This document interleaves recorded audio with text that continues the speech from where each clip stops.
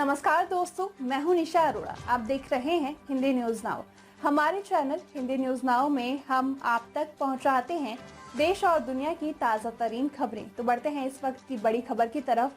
तब तक वीडियो को लाइक कर चैनल को सब्सक्राइब जरूर करें। श्रीमद् भागवत कथा का चौथा दिन। संसार में कोई भी वस्तु भगवान से अलग नहीं। कथा व्यास अवध नारायण जी। विष्णुपुर कला क्षेत्र के रूपीपुरवा गांव में श्रीमद् भागवत कथा के चौथे दिन रविवार को भगवान विष्णुपुरा कला क्षेत्र के रूपीपुरवा गांव में श्रीमद् भागवत कथा के चौथे दिन रविवार को भागवत व्यास जी अवध नारायण जी महाराज अवध धाम ने भगवान श्री कृष्ण के जन्म की कथा सुनाई, जिसे सुनकर सभी श्रोता भक्ति में लीन हो गए, जिसमें उन्होंने श्री कृष्ण से संस्कार की सीख लेने की बात कही। उन्होंने कहा कि भगवान श्री कृष्ण स्वयं जानते थे कि वह परमात्मा है, उसके बाद भी वह अपने माता पिता के चरणों को प्रणाम करने में कभी संकोच नहीं करते थे। श्रीमद् भागवत कथा के माध्यम से भागवत व्यास अवध नारायण जी ने पहले धर्म, अर्थ, काम, मोक्ष की महत्ता पर प्रकाश डाला। साथ ही उन्होंने कहा कि जब जब धरा पर अत्याचार, दुराचार, पापाचार बढ़ा है, तब तब प्रभु का अवतार हुआ है। प्रभु का अवतार अत्याचार को समाप्त करने और धर्म की स्थापना के लिए होता है।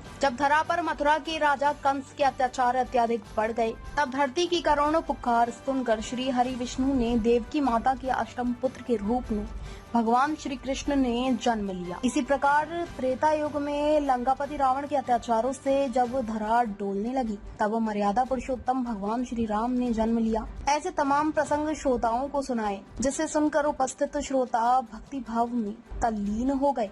गोपियों के घर से केवल माखन चुराया, अर्थात सार महत्व को ग्रहण किया और असार को छोड़ दिया। प्रभु हमें समझना चाहते हैं कि सृष्टि का सारा तत्व परमात्मा है, इसलिए असार यानी संसार के नश्वर भोग पदार्थों की प्राप्ति में अपने समय, साधन और सामर्थ्य को अपव्यय करने की जगह हमें अपने अंदर स्थित परमात्मा को प्राप्त करने का लक्ष्य रखना चाहिए। इसी से जीवन का कल्याण संभव है। कथा व्यास ने बताया कि वास्तविकता में श्री कृष्ण केवल ग्वाल बालों के सखा भर नहीं थे, बल्कि उन्हें दीक्षित करने वाले जगत गुरु भी थे।